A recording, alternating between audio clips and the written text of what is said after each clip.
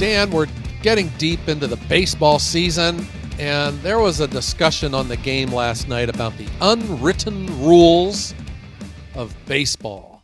Have you ever heard of such a concept? I don't even know of the written rules of baseball. So, no, I do not know of the unwritten rules. Yeah, well, I think in any industry, no matter what you are engaged in, there's always like the rules that you got to follow, but then there's like unwritten rules. So in baseball, if your team is being no hit, there is an unwritten rule that you're not allowed to break up a no hitter by bunting. Oh, okay. Yeah. Because your next time at bat, you might get a baseball in your ear hole.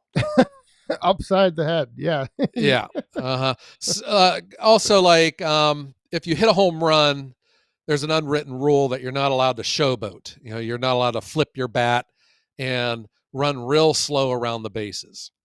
Yeah. Okay, so it's not against the rules, but there is an unwritten rule that you can't do that. And it got me wondering, are there any unwritten rules in the woodyard? Oh, wow. I am going to have to think about that. I don't know.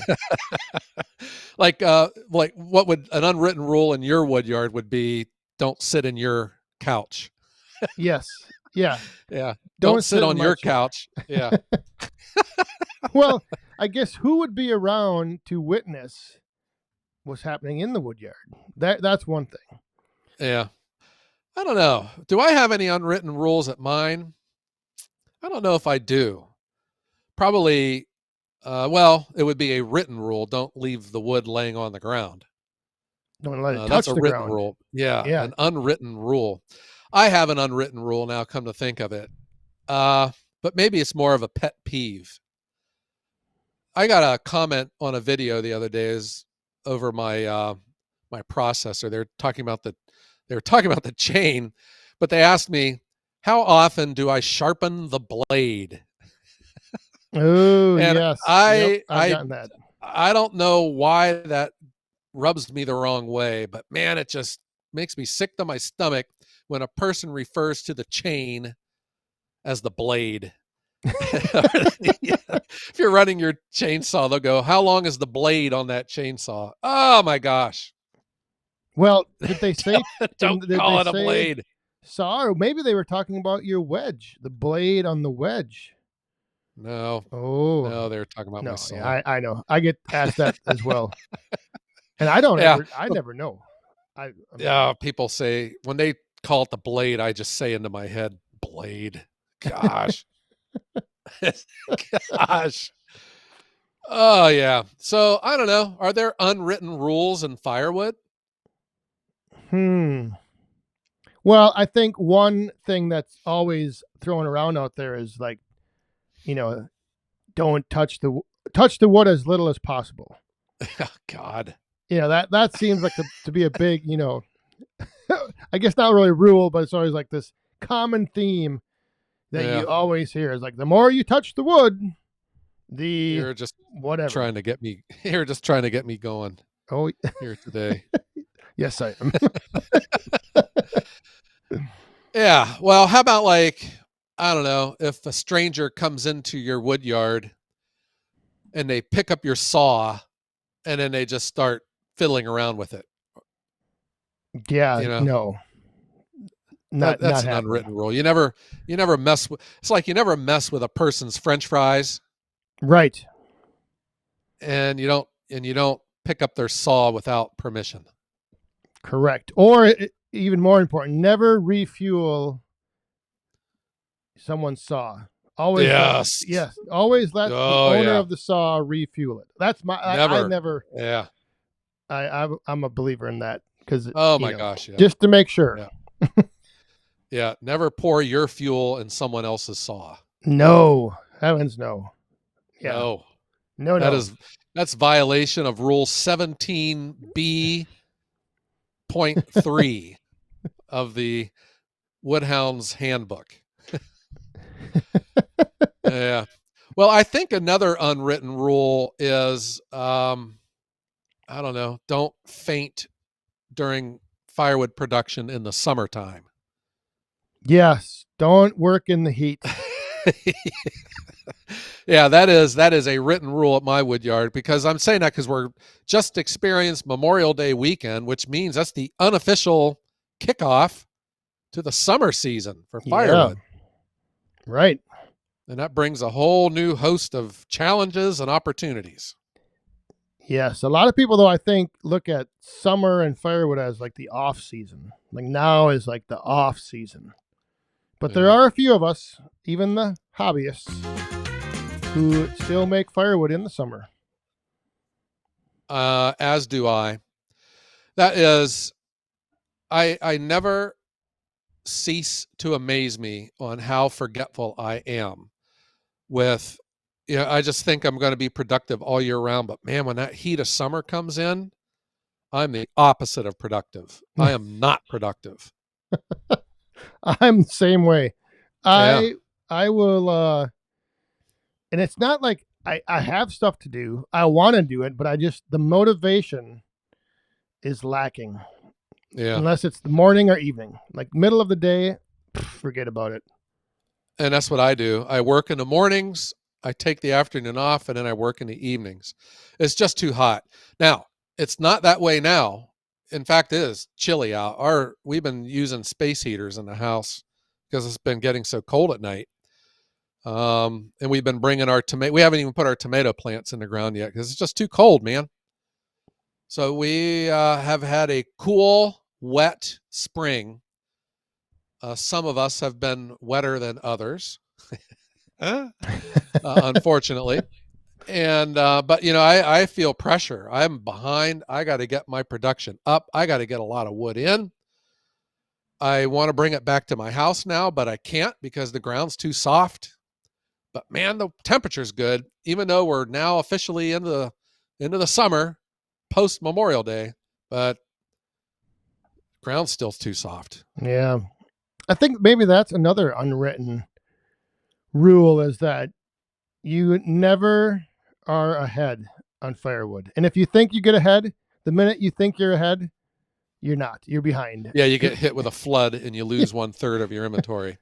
Right. Or you're, to your point, like the weather, it's been a cool spring. I've burned way more wood this year than I thought I was going to. So I'm feeling that pressure of being behind. And it's just, there's never enough. Never enough. You're not a, have you ever heard of a television before? I know that you're not big into the TV, but there was this TV show called Survivor Man that was on a while back.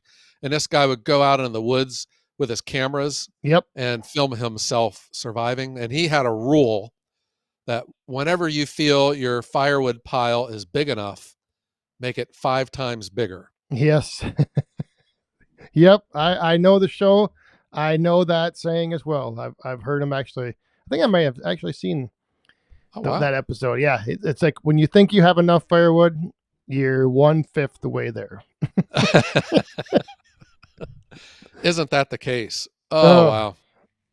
But I'm way behind. I got to get busy. And every year it seems that I have it in my head that I'm going to start getting away and buying less firewood off of my supplier up north. And because, I'm figuring out the supply game a little bit better. I'm getting a more consistent delivery of logs. But now it just seems I'm back at it again. I've been up there 3 times this week, just trucking down wood. I don't know. It's hard for me to explain.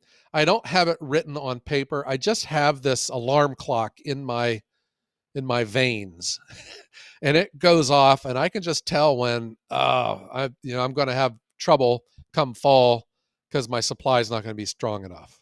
The inventory's low. Yeah, I know the feeling. It's low. It's just this feeling that you don't, like you said, you don't have it calculated out or anything, but you can just tell. You just know. You're behind. You need to make more. You don't have enough. There's not enough time. There's not enough wood. Yeah. I think one of the first things I learned is that you can't sell what you don't have. And in firewood, if you don't have it, and that's what you always hear people, Well, I think it's, people that are mostly the hobbyists that they sell out every year, but that's good enough for them. That's what they want to do. They're only going to make Yep. so much, and then they sell out. And then for me to sell out, that's bad. Oh my gosh, is Yes. that bad? So that selling out is not an option. I must always have a robust supply of logs and firewood on my land. And I just have to do what I can to get me there. And right now I'm just so far behind. And when you mention sellout, you're talking like inventory supply, not like caving to the demands of social media views and clicks. No, I'm talking about selling out, not selling out like you have. I always laugh at. So all the listeners out there listening to the Wood Hounds podcast, thank you for tuning in. But I always tease Dan because Dan had a comment. This is a while back that got under his skin. I always tease him about it because he had a person comment that said how much he enjoyed watching his channel. This guy had been a subscriber to your channel since day one, and it was so much fun watching you grow and increasing your size and your position in the firewood community on YouTube. But now you're so big and popular that I don't like you anymore.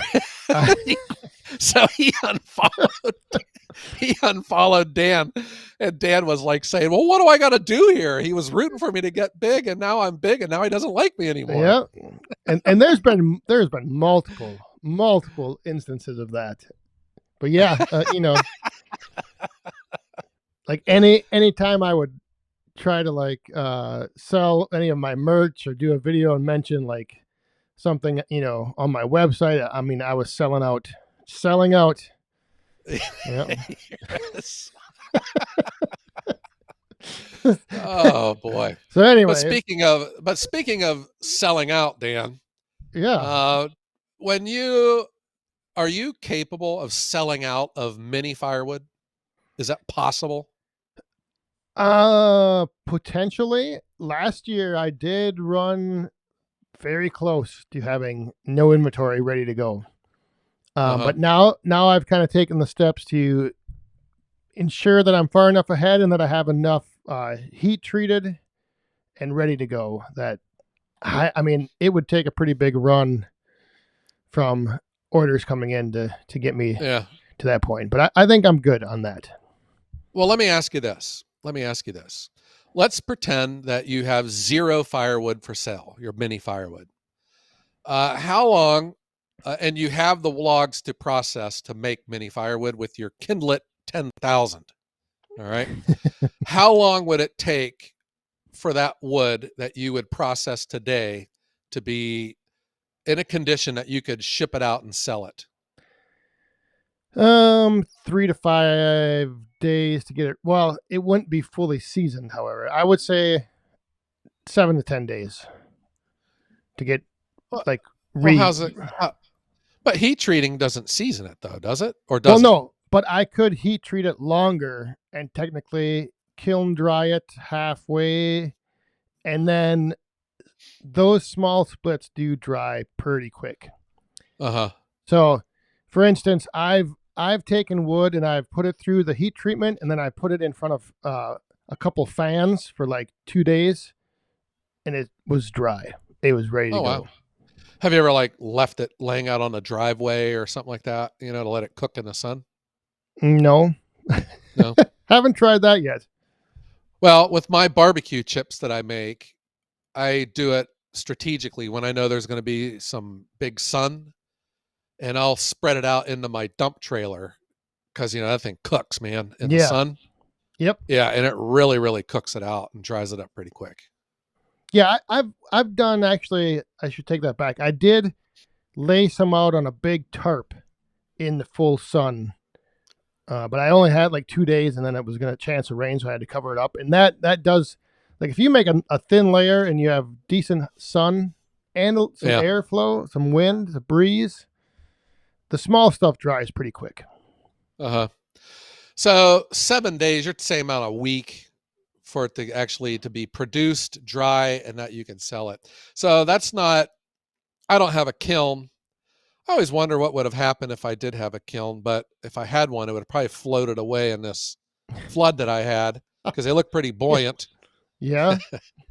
Um, but for me, when with wood like cherry and silver maple, which dry out pretty quick, in my wood yard in the summertime, because that wood yard's that hard packed gravel, and man, that sun just beats down into that, and you can feel the heat radiating off the ground. That wood does dry out pretty quick. You're talking like maybe 3 to 4 months, and it's ready to go. Especially, we split it small, which helps out too. Yes. Uh-huh. Yeah. And the other Yeah. advantage I have is with those tabletop fire pits, once you get those things going, they're like a little rocket stove. I mean, they're burning really hot. So you could technically put in wood, that's a little higher in moisture than 20%, and it's going to burn just fine. I mean, it's just, well, those if things cook. Do you know what that would make you though? If you were to start putting less than seasoned wood into your packages? A sellout. That would make you a sellout. Yes. We need a jingle. We need a jingle for sellout, Dan. in Ohio, it's 50% is the season. Yeah, it is. Yeah, so I mean, there you go. Technically, I would still be seasoned. I mean, if you go by those standards. Yeah, that's just amazing because I don't really use a moisture meter anymore. It's like I can just tell. I don't know, but I remember when I was tinkering around with it, just a silver maple, cut down green is still less than 50%. Oak would be over. It would make my moisture meter read OL for overload. Yes. Or maybe it was OS for oak stinks. Or OL for over limit. Or that. That's what I always thought it meant. Yeah. Over. Well, whatever it is, it's wet. Pretty moist inside. Yeah, it is. So I guess that's probably one of the benefits of like the small firewood is that you're able to get it dried out that quick. I still wonder though about this kiln thing. I don't know if it would ever happen.